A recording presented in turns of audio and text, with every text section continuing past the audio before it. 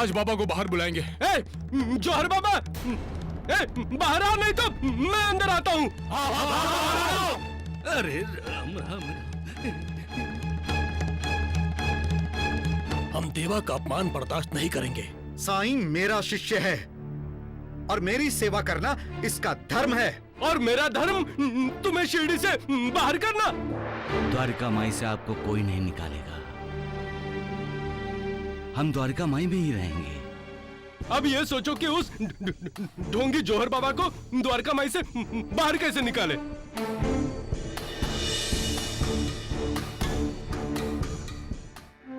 मालिक, आज पता चला है कि इंसान का जीवन एक कुरुक्षेत्र है, क्योंकि इंसान की जिंदगी में ऐसे कई पल आते हैं जब उसे अपनों को दुख देना पड़ता है, उनके खिलाफ जाना पड़ता है, उन्हें नाराज करना पड़ता है।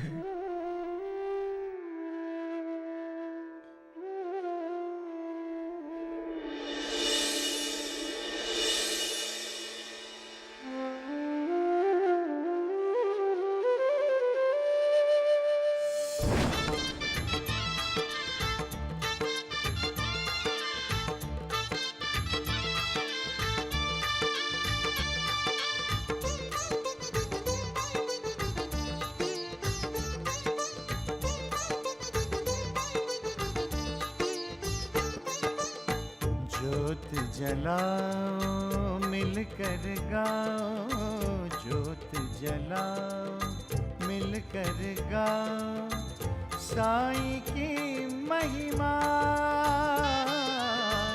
साईं की महिमा, साईं की महिमा।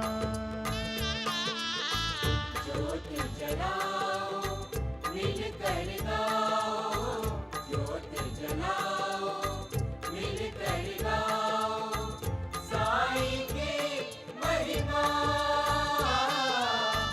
साईं की महिमा, साईं की महिमा। ज्योत जलाओ मिलकर गाओ।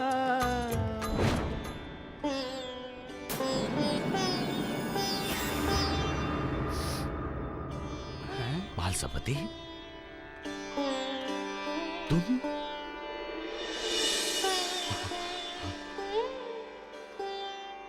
बालसपति,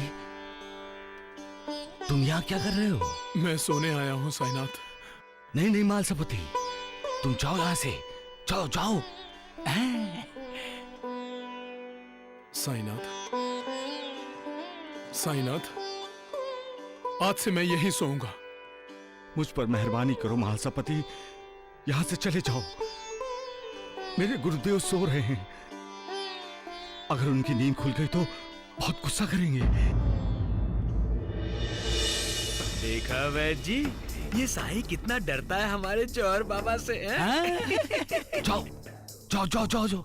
नहीं साईनाथ, अरे मेरे गुरुदेव जाग गए तो अनर्थ हो जाएगा मालसपति। साईं, अरे मुझे सोने दोगे या नहीं? नींद में भी प्रवचन दे रहे हो क्या? सो जाओ साईं, सो जाओ। जी लेकिन साईनाथ मैं तुम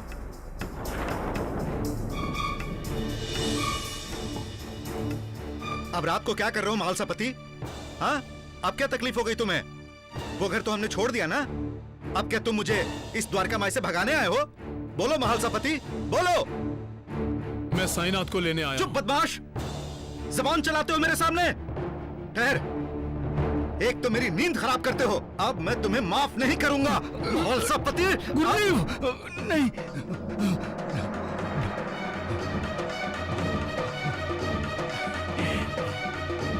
आज मैं तुम्हारी असलियत जान गया हूं जौहर बाबा। ये द्वारका माई सिर्फ ईंट, गारे या पत्थर और सीमेंट की इमारत नहीं है। ये तो मालिक का परम धाम है। यहाँ जो भी कदम रखता है वो अपने विकारों को तिलांजलि देकर उस निर्विकार की शरण में जाता है। वो सिर्फ मालिक का जाप करता है, मालिक का गुणगान करता है। लेकिन तुम तो द्वारिकामाई में आकर भी विकारों से घिरे हुए हो। तुम ढोंगी हो जौहर बाबा, पाखंडी हो तुम।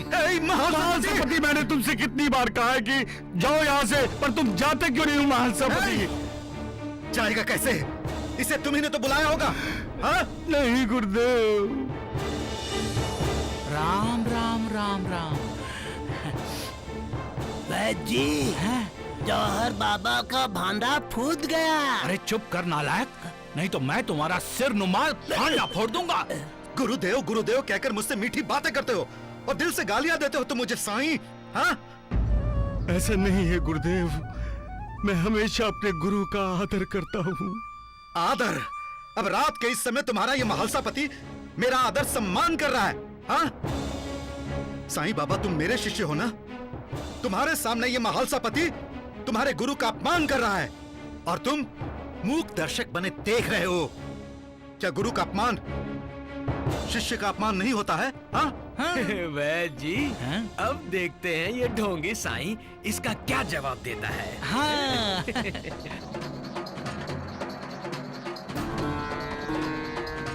तुम अभी तक यहीं खड़े हो महालसापति? क्या तुम इस बात का इंतजार कर रहे हो कि तुम्हें यहाँ से धक्के मारकर निकाल दिया जाए यहाँ से? साईनाथ, कितनी बार मैंने तुमसे कहा है कि मेरे गुरुदेव को परेशान मत करो, लेकिन तुम सुनते ही नहीं। जाओ महालसापति, जाओ यहाँ से। इसके बाद मेरे गुरु का अपमान हुआ तो मैं बर्दाश्त नहीं कर पाऊंगा। जाओ महालसापति।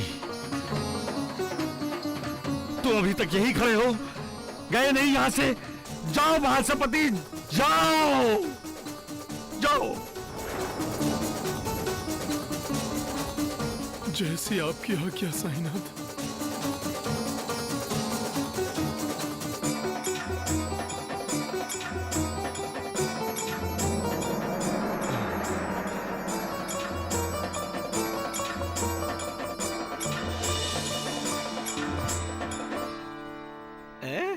चलिए।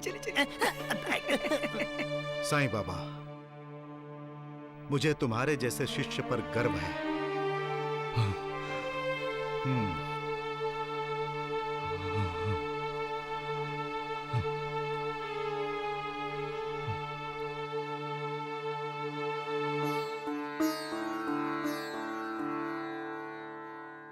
सबका मालिक।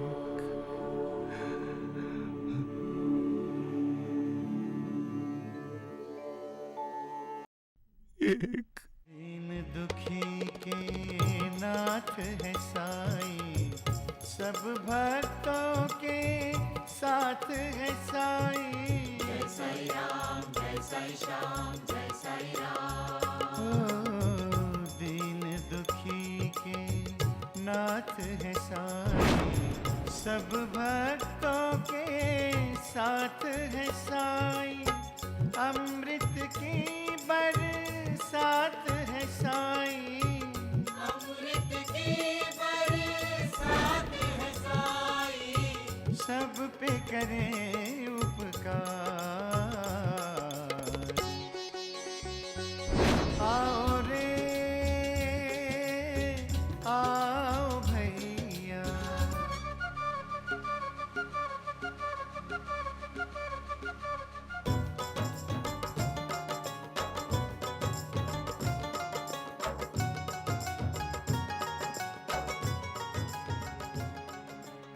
शिवू, तुम यहाँ? मैं द्वारका माई जा रही थी। द्वारका माई? हाँ, क्या हुआ? सब खत्म हो गया शिव, सब खत्म हो गया। जो द्वारका माई हर किसी को अपनी गोद में बिठाती है, आज उसी द्वारका माई ने हमें ठुकरा दिया शिव। मैं द्वारिका माई गया था। अब तुम ही बताओ शिव, द्वारिका माई तो सबकी माँ है ना? हाँ। बाबा मुझसे नाराज हैं। क्रोध किया उन्होंने मुझ पर। और साईनाथ? साईनाथ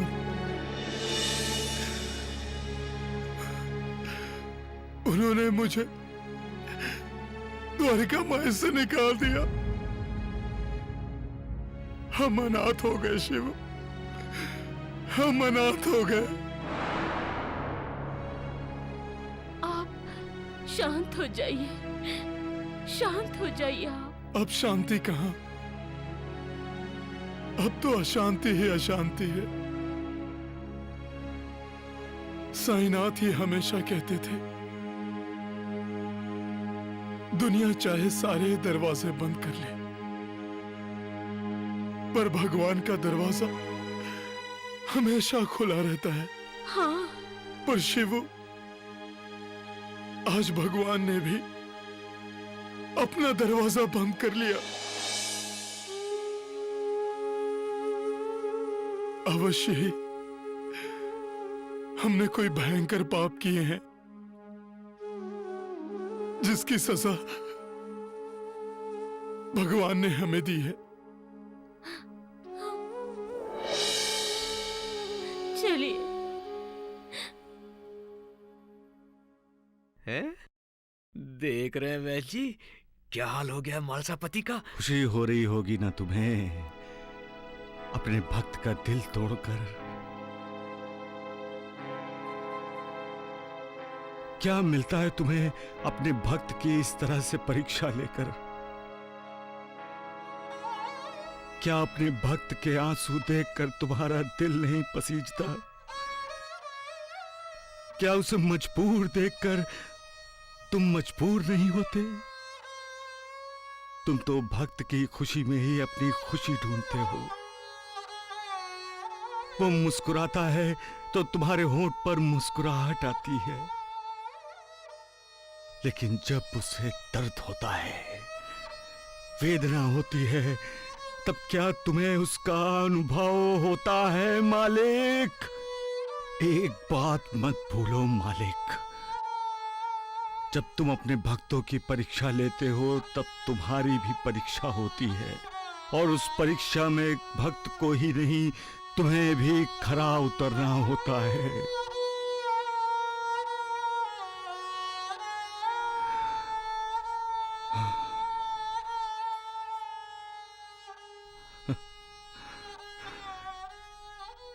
सबका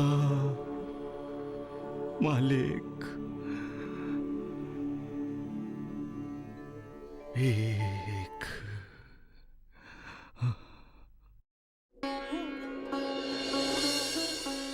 साईं बाबा, मैं मायके जा रही हूँ। मेरे ससुराल वालों पर अपनी कृपा बनाए रखना।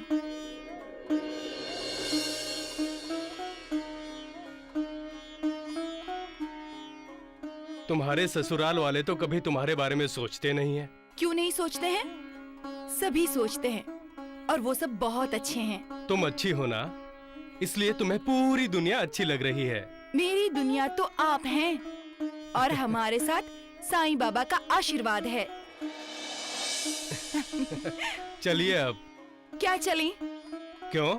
माँ जी का आशीर्वाद कौन लेगा? हाँ हाँ हाँ। मैं अभी आई। माँ जी, जानकी मैके जाने की तैयारी कर रही है। वो जा नहीं रही, उसे भेजा जा रहा है।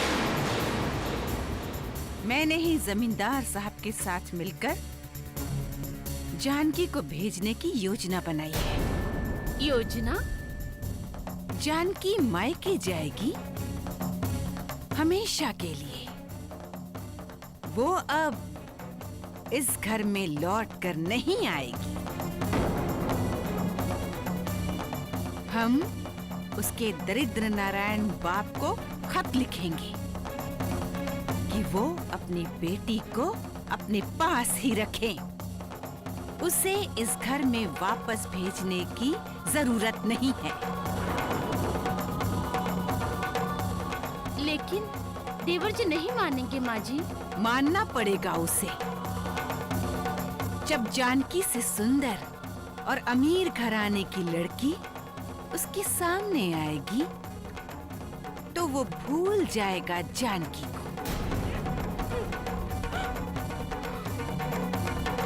मर्द ऐसे ही होते हैं बहू।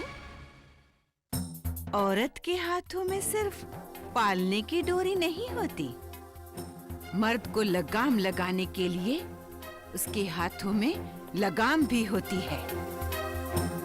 अब तुम जाओ और उस दरिद्र नारायण की बेटी को जल्दी से इस घर से बाहर निकाल दो। अब मैं चैन की सांस लूंगी। अब उसका मनहूस चेहरा रोज देखने को नहीं मिलेगा।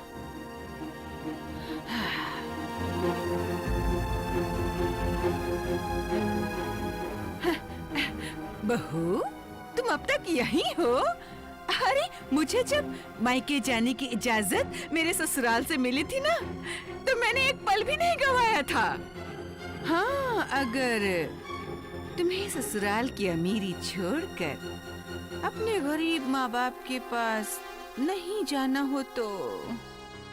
माँ जी, मैं आपका आशीर्वाद लेने आई हूँ। सदा सुखी रहो, सौभाग्यवती भव। सावधान, तुम जानती नहीं हो कि तुमने क्या आशीर्वाद दिया है। तुम ये भी नहीं जानती हो कि वो मालिक क्या सोचता है, क्या क्या करता है। जब तुम किसी को दुआ या बद्दुआ देती हो तो वो सच तब होता है जब उसके पीछे तुम्हारा कमाया पुण्य होता है। तुमने आशीर्वाद तो दे दिया, सौभाग्यवती भव, और अगर तुम्हारे आशीर्वाद को उस मालिक का आशीर्वाद प्राप्त हो गया तो तुम्हारा आशीर्वाद सच हो जाएगा। परंतु तुम्हारा आशीर्वाद सच होने के लिए तुम्हारे खाते में पुण्य नहीं है। अगर तुम्हारे मुंह से निकला हुआ शब्द सच हुआ तो जिस बहू का तुम तिरस्कार करती हो वो सदा सुखी होगी, सौभाग्यवती होगी। ये याद रखना, और ये भी याद रखना कि इंसान चाहे कुछ भी चाहे, होता वही है वो मालिक जो चाहता है। सबका मालिक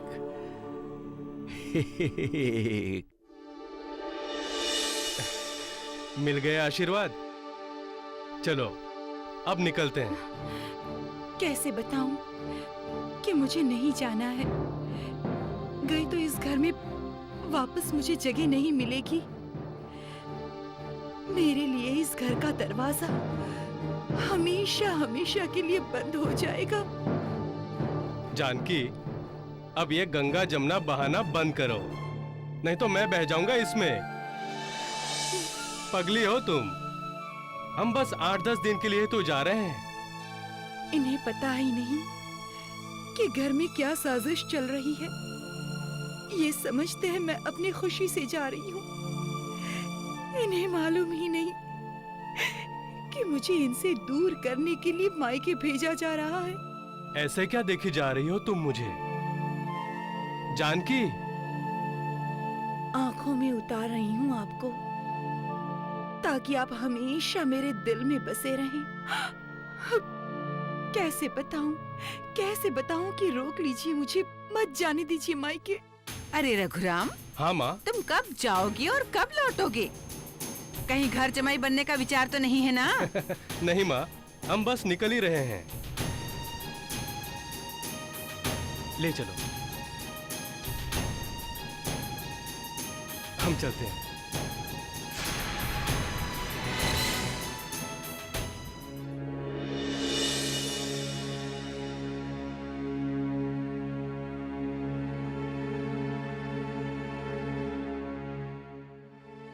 भाभी, खुश रहो।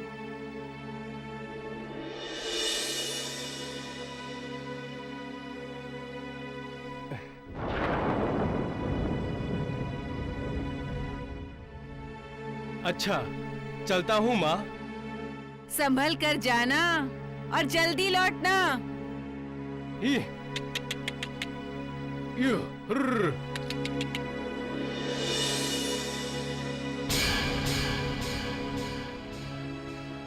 खुश मत हो खुश, और ना ही इसे अपनी जीत समझ। तुम जानते नहीं हो, इंसान जिसे तुमने अपने घर से निकाला है वो तुम्हारा अपना भाग्य था। तुमने खुद अपने भाग्य को ठोकर मारी है और तुम हंस रहे हो। अपनी गलती का एहसास तुम्हें तब होगा जब तुम्हारा फेंका हुआ हर पासा उल्टा पड़ेगा और छोटी छोटी बातों पर तुम्हें अपमानित होना पड़ेगा। कोई खुशी नहीं मिलेगी तुम्हें, हर सुख तुम्हारे साथ छोड़ देगा और दुख कुटिलता से मुस्कुराकर तुम्हें हर पल परेशान करेगा। तब तुम्हें अपनी इस जीत का पछतावा होगा और तुम अपने भाग्य को तलाश करोगे, ढूंढोगे उसे। तो फिर जो कल करना है वो आज क्यों नहीं? जिसे कल पूरे आदर सम्मान के साथ घर में लेना ही है, उसे आज आदर के साथ घर में क्यों नहीं लाते हो? अब भी वक्त है। तुम्हारा भाग्य गांव के किसी मोड़ पर ही होगा। आवाज दो उसे, रोको और वापस बुलाओ। दिल बड़ा है तुम्हारा तो माफी मांगो। उससे भी नहीं मांगोगे तो भी भाग्य तुम्हें माफ कर देगा, लेकिन जल्दी नहीं की तो वक्त तुम्हें कभी माफ नहीं करेगा और तुम दुखों की चक्की में पिसने शुरू हो जाओगे। तब तुम्हें मालिक की याद आएगी। अब नहीं आती, क्योंकि तुम्हारे जैसा इंसान अपने को मालिक समझने की भूल करता है। सबका मालिक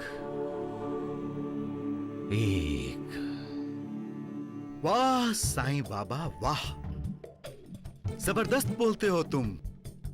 साईं बाबा दिल से बोलते हैं। तो हमारे गुरुदेव कहाँ से बोलते हैं? मुंह से बोलते हैं।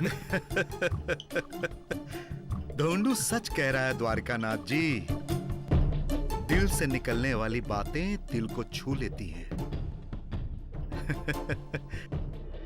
साईं बाबा, मेरे प्रवचन से पहले मैं तुम्हारा प्रवचन सुनूंगा और उसके बाद मैं शिरडी में प्रवचन दूंगा। द्वारिकानाथ जी, जब जौहर बाबा का प्रवचन खत्म हो जाए तो आप बोलना, मालिक सबका कल्याण करे। अरे दोस्तों, इतनी तेजी से क्यों दौड़ रहे हो? अगर तेज दौड़ोगे तो जल्दी पहुंच जाओगे मेरे ससुराल। और जितनी जल्दी तुम आस्त गांव पहुंचोगे, उतनी ही जल्दी मेरी पत्नी मुझसे अलग हो जाएगी। कितनी बार बोला है आपसे कि ऐसी कोई बात नहीं करनी चाहिए। अरे मैं तो मजाक कर रहा था।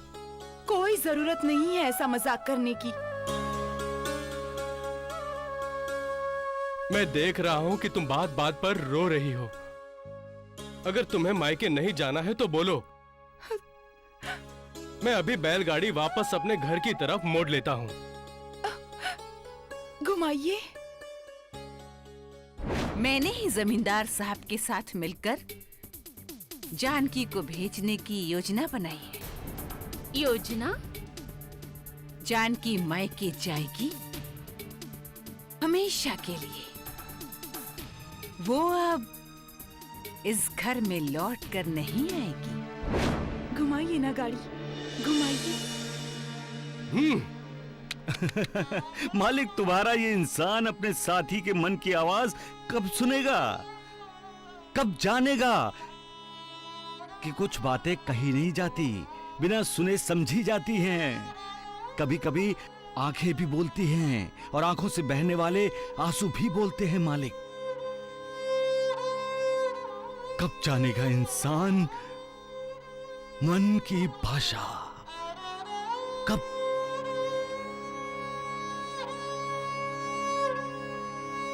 जब इंसान मन की भाषा समझ जाएगा, उस समय इंसान ना तो कभी दुखी होगा और ना कभी परेशान। मालिक, ओ माई, भिक्षाम देहि। मालिक, इंसान पशु पक्षियों की दुख दर्द समझता है, पेड़ पौधों की हिफाजत करता है, तो फिर अपने साथी को क्यों नहीं समझ सकता मालिक? क्यों नहीं? अरे सकू भाई, डाल दो। खुश रहो। मेरे गुरु का प्रवचन सुनने जरूर आना। ओ भाई सुनो, सुनो ओ भाई, ओए सुनो तो। ओ भैया, मेरे गुरु का प्रवचन सुनने जरूर आना। अच्छा, तो अब आप जौहर बाबा का प्रचार भी करने लगे देवा? अरे श्यामा, मेरे गुरु का प्रवचन। अरे नहीं नहीं, हमें नहीं सुनना है। क्यों? ज्ञान की बातें सुनना पसंद नहीं है तुम्हें? आप जो जौहर को पंखा करते रहते हो वो हमें पसंद नहीं है। कमाल है, गुरु की सेवा करना क्या शिष्य का धर्म नहीं है? और गुरु का क्या धर्म है देवा? शिष्यों को छोड़कर चले जाना। आप बदल गए हैं साईं बाबा। मैं वही हूं सगुण, आज भी वही हूं और कल भी वैसा ही रहूंगा। तुम लोग मुझे गलत समझ रहे हो। अच्छा, फिर महालसापति का क्या? उसने भी आपको गलत समझा? आपने उसको द्वारका माई से निकाल दिया। श्यामा, पहले मेरी बात। अरे नहीं सुननी आपकी बात, नहीं सुननी। क्या सुनाएंगे आप देवा? अरे आपके और महालसापति के तो 700 जन्मों के पुराने संबंध है देवा। तुम इस समय क्रोध में हो श्यामा। क्रोध में नहीं है देवा, हम विवश हुए हैं। आपने हमारे हाथ ही बांध दिए हैं साईनाथ। हम जानते हैं बाबा कि जौहर आपका गुरु नहीं हो सकता। जो हमारी समझ में आ रहा है वो आपकी समझ में क्यों नहीं आ रहा है? ये सब जानते हुए भी तुम परेशान हो रहे हो सगुण? ये सब जानते हुए भी तुम परेशान हो रहे हो श्यामा? बाबा, हम आपको लेकर परेशान हैं।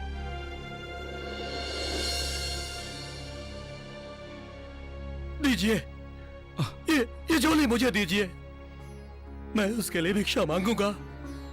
आप उसके लिए भिक्षा नहीं मांगेंगे देवा। श्यामा, शिष्य को अपने साथ साथ अपने गुरु का भी पेट भरना है। मेरा काम मैं खुद करूंगा। अरे ओ शांताराम, मेरे गुरु का प्रवचन सुनने जरूर आना। सुन रहे हो? हाँ, मेरे गुरु का प्रवचन सुनने जरूर आना। देवा,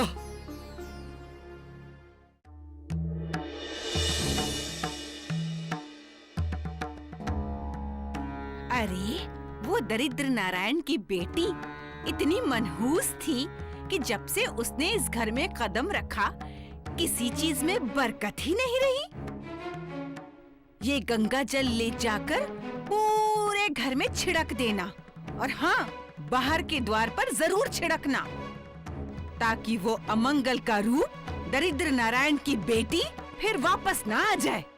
गंगा जल छिड़कने से क्या घर पवित्र होता है? गंगा स्नान करने से क्या इंसान के पाप धुल जाते हैं? इंसान का मन पवित्र होना चाहिए, मन निष्कलंक होना चाहिए। इंसान को मन से सदा मालिक की भक्ति करनी चाहिए। फिर ना स्नान करने की जरूरत, ना गंगा जल घर में छिड़कने की जरूरत।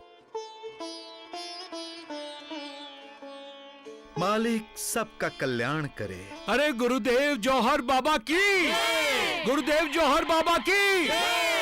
कुछ भी कहिए वैद्य जी, गुरुदेव जौहर बाबा प्रवचन अच्छा देते हैं। सत्य वचन शिवाजी, सत्य वचन। क्या सत्य वचन? सत्य वचन वैद्य जी। वैद्य जी, आपकी मति भ्रष्ट हो गई है। सुना आपने वैद्य जी? कह रहा है कि आप मति भ्रष्ट हैं। हैं? अरे राम राम, अरे नालायक, सत्यानाश हो जाए तेरा।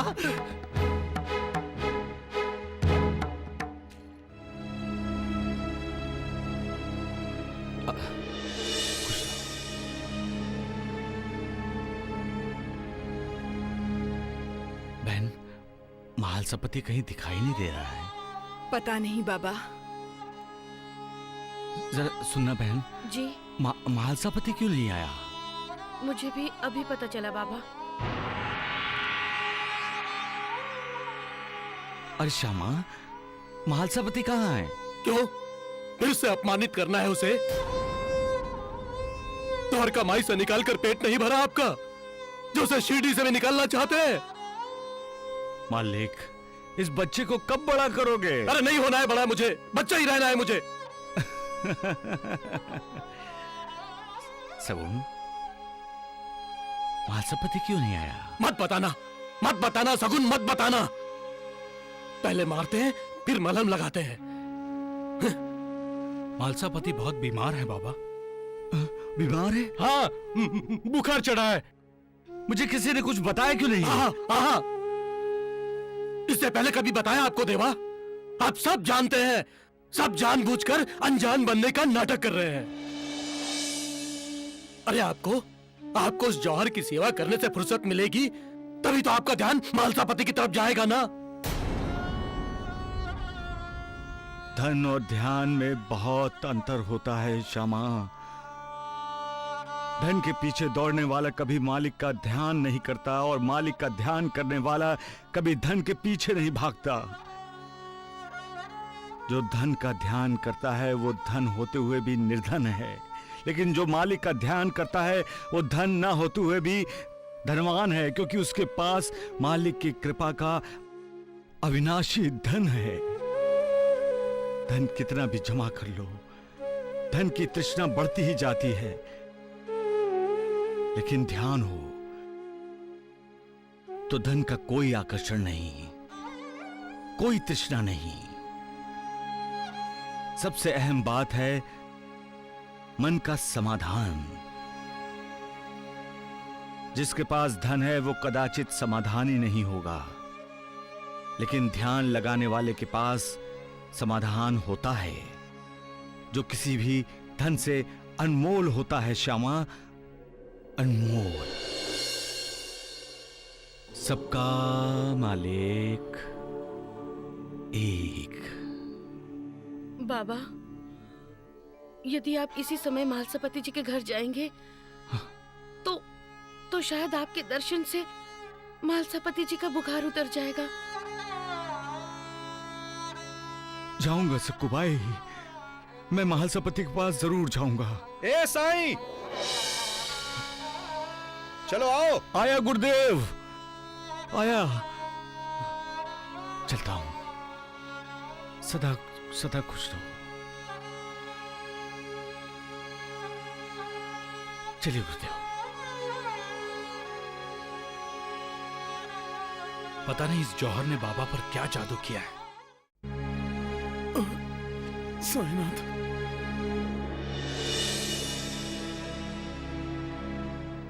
कैसा बुखार है, उतरने का नाम ही नहीं ले रहा है। साईनाथ, कहाँ जा रहे हैं? साईनाथ, कहाँ जा रहे हैं? इतना तो सोचे कि बीमार हैं आप। साईनाथ के पास जाना है। इस हालत में? मैं ठीक हूँ शिवू। जानती हूँ, आप आराम कीजिए, लेट जाइए। लेकिन साईनाथ आ रहे हैं। साईनाथ आ रहे हैं? हाँ, साईनाथ आ रहे हैं। इसका मतलब है वो मुझसे नाराज नहीं है। अपना कार्य करवाने के लिए मालिक अपने दूतों के रूप में संतों को, महंतों को, साधुओं को, योगियों को भेजता है, जो कभी किसी भी बात पर किसी से भी नाराज नहीं होते। वो तो हर किसी का उद्धार करने के लिए दुनिया में भेजे जाते हैं। वो जो कुछ भी करते हैं उसके पीछे एक हेतु होता है, और वो अपने उद्देश्य की पूर्ति के लिए सब करते हैं। और उनका उद्देश्य होता है भक्ति मार्ग का प्रसार करना, समाज को धैर्य देना, मालिक को चुनौती देने वालों से समाज को सावधान करना, सत्य की शिक्षा देना और दीक्षा देना। किसी भी हालत और हालात में ऐसे संत महंत कभी भी विचलित नहीं होते, क्योंकि संयम उनका चरित्र है। सुख दुख उनके सामने है, खुशी और नाराजगी उनके लिए कोई मायने नहीं रखती। सबका मालिक एक। गोविंद की माँ, गोविंद की माँ आई शिवूबाई, जरा आओ, जरा इन पर ध्यान दो। मैं साईं बाबा से मिलकर आती हूँ। ठीक है। हाँ।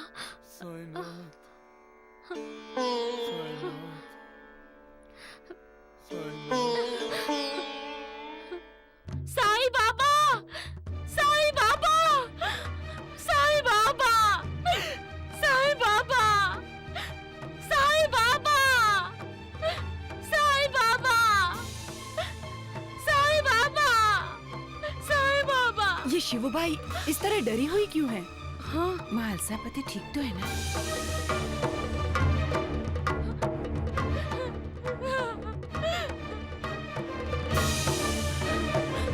साईं बाबा, मुझे साईं बाबा से मिलना है। बहन, साईं बाबा अपने गुरु की सेवा कर रहे हैं और इस समय आप अंदर नहीं जा सकती हो। भाई, मेरा साईं बाबा से मिलना बहुत जरूरी है। बहन, इस वक्त जौहर बाबा विश्राम कर रहे हैं और हमें हुक्म है कि इस वक्त जौहर बाबा से कोई नहीं मिल सकता। अरे द्वारका माई में सिर्फ बाबा का हुक्म चलता है। और साईं बाबा हमारे हैं, शिरडी हमारी है। हमें अंदर आने से कोई नहीं रोक सकता। हाँ, हम अंदर आएंगे। कोई अंदर नहीं जाएगा। देखता हूँ मैं, बाबा से मिलने से कौन रोकता है। मैंने कहा ना, कोई अंदर नहीं जाएगा। चलो पीछे हटो। मैं कहता हूँ हट जाओ, पीछे हटो। जाओ। अरे शिवूबाई, शिवूबाई, शिवूबाई, चलो चलो। अरे ये क्या हो रहा है? चलो चलो चलो शिवूबाई। आइए आइए द्वारकानाथ जी, आइए बैठिए। प्रणाम गुरुदेव। ये बाहर शोर कैसा था द्वारकानाथ जी? अरे कुछ नहीं गुरुदेव, शिरडी के कुछ लोग द्वारका माई में आने के लिए झगड़ा कर रहे थे। कुछ लोग नहीं द्वारिकानाथ जी, महालसापति की पत्नी शिवूबाई। वही तो कहा ना द्वारिकानाथ जी ने, हैं? और उसे अंदर आने नहीं दिया गया। साईं, तुम तो मेरे पास हो, तुम ये सब कैसे जानते हो? अरे साईं बाबा अंतर्यामी है।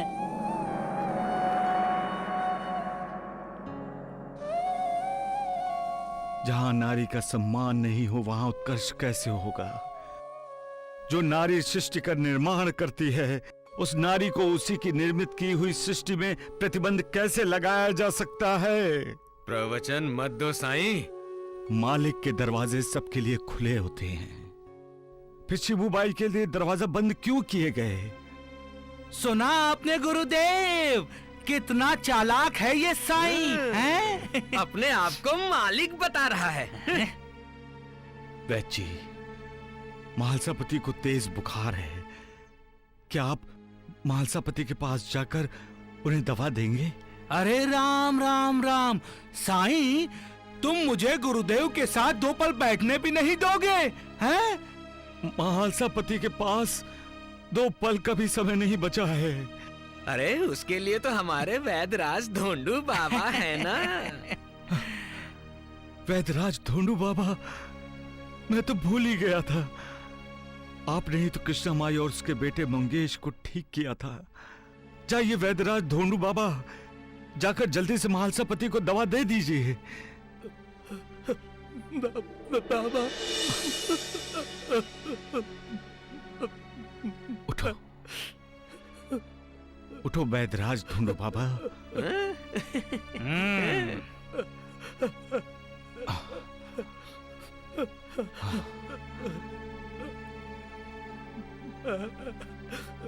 कल्याण हो तुम्हारा।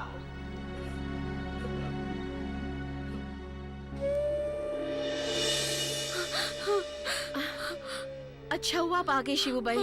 महालसापति जी ना कुछ बोलते हैं ना हिलते डुलते हैं। मुझे तो डर लगने लगा है। साईं बाबा आ रहे हैं। वैद्य जी को तो साथ लाना चाहिए था ना शिवूबाई। महालसापति जी का पूरा शरीर ठंडा पड़ गया है।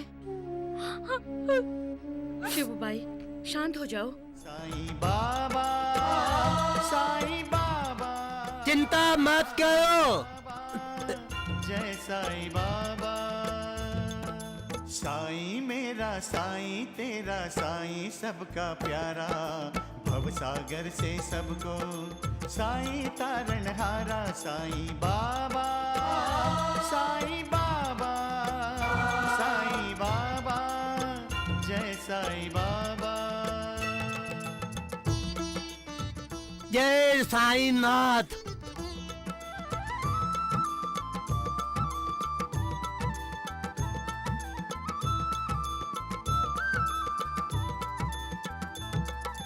जीवन के अंधियारे पथ में साईं नाम एक ज्योति, साईं नाम एक ज्योति, जिसकी चमक कभी ना उतरे साईं नाम वो मोती, साईं नाम वो मोती।